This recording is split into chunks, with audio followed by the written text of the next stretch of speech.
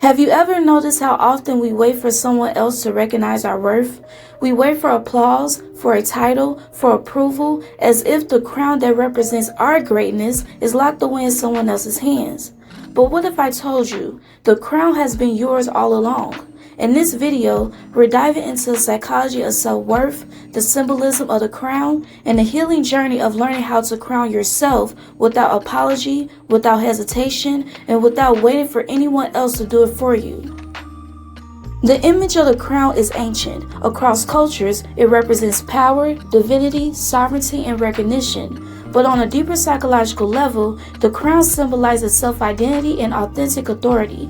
The mistake many of us make is thinking that someone else has to place that crown on our heads before we can embody it. We wait for society, family, partners, or careers to validate us.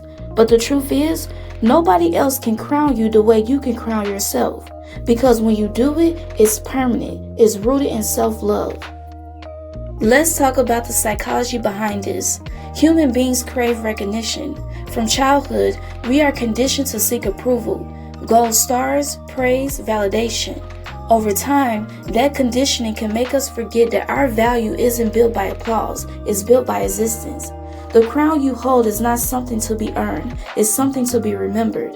And when you crown yourself, you're breaking free from external dependence and embracing internal sovereignty. Crowning yourself doesn't mean arrogance, it means balance. It means knowing that humility and confidence can exist together. Too often, especially for women, we are told to shrink, to downplay our brilliance, to dim our shine so others feel comfortable. But wearing your crown is about refusing to play small. You don't have to lower your light to make others feel less insecure. Your crown doesn't take away from anyone else's. In fact, when you wear yours proudly, you give others permission to do the same. Now let's break down how to psychologically and spiritually crown yourself in daily life. First, you must recognize your worth without condition. Too often we attach worth to productivity, appearance, or relationship status. Crowning yourself means saying, I am worthy because I exist. That affirmation becomes the foundation. Second, create rituals that remind you of your royalty. This could be as simple as journaling affirmations, creating a morning routine that nurtures your body and mind, or literally looking in the mirror and speaking to yourself as the queen or king you are. Crowning yourself is a mindset, but it becomes powerful when you practice it constantly. Third, protect your peace as if it were a jewel in that crown. Boundaries are not selfish, they are sacred. When you allow anything and anyone to disturb your inner world, you are essentially handing your crown to others.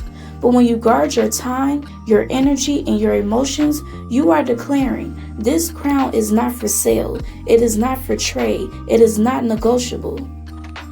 Let's go deeper. Psychologically, crowning yourself is about reparenting.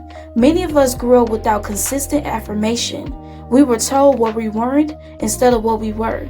The absence of validation can create wounds of inadequacy. Crowning yourself is healing that inner child, whispering the words you always needed to hear, and refusing to live a lifetime starving for external validation. You become your own nurturer, your own validator, your own royalty. Now let's reflect on the spiritual side. In many traditions, crowns are symbols of divine connection. They represent alignment with higher wisdom, spiritual clarity, and alignment. To crown yourself spiritually is to acknowledge that you are connected to something greater than yourself, that you were created with intention, with purpose, and with divine design. When you walk with that awareness, your crown doesn't just sit on your head, it glows. But here's the reality. Wearing your crown won't always be easy. Some people will feel threatened by it. Some will try to knock it off. Some will project their insecurities onto your confidence. And this is where the true test comes in. Will you shrink, or will you adjust your crown and keep walking? Crowning yourself means standing firm even when others misunderstand your light. Remember, you're not responsible for shrinking so they can grow. You're responsible for standing tall so they can learn that they too have a crown. So how do you begin this journey if you've been living without your crown for so long? Start with awareness. Notice the ways you downplay yourself. When you brush off compliments. When you don't go after opportunities because you feel unworthy. when you silence your voice out of fear. Each of these is a moment where you place the crown on the shelf instead of on your head. Then commit to changing that pattern. Accept the compliment. Take the opportunity. Speak with courage. Every small act is a way of reclaiming your crown. And here's something powerful. Crowning yourself doesn't mean perfection. A queen or king with a crown is not flawless. They are human. They make mistakes. They fall. They rise again. The crown isn't a symbol of being without struggle. It's a symbol of owning your identity in spite of the struggle. It says, yes, I've been through battles, but my crown is still intact. As we close, I want you to visualize yourself right now holding your own crown. Picture it glowing. Picture it reflecting all the lessons, the strength, the resilience you carried. And now, place it on your head and your imagination. Feel the weight of it. Feel the beauty of it. That crown is yours, and no one can take it from you unless you hand it away. From this day forward, promise yourself, I will no longer wait for someone else to crown me. I will wear my crown daily with grace, with confidence, and with love.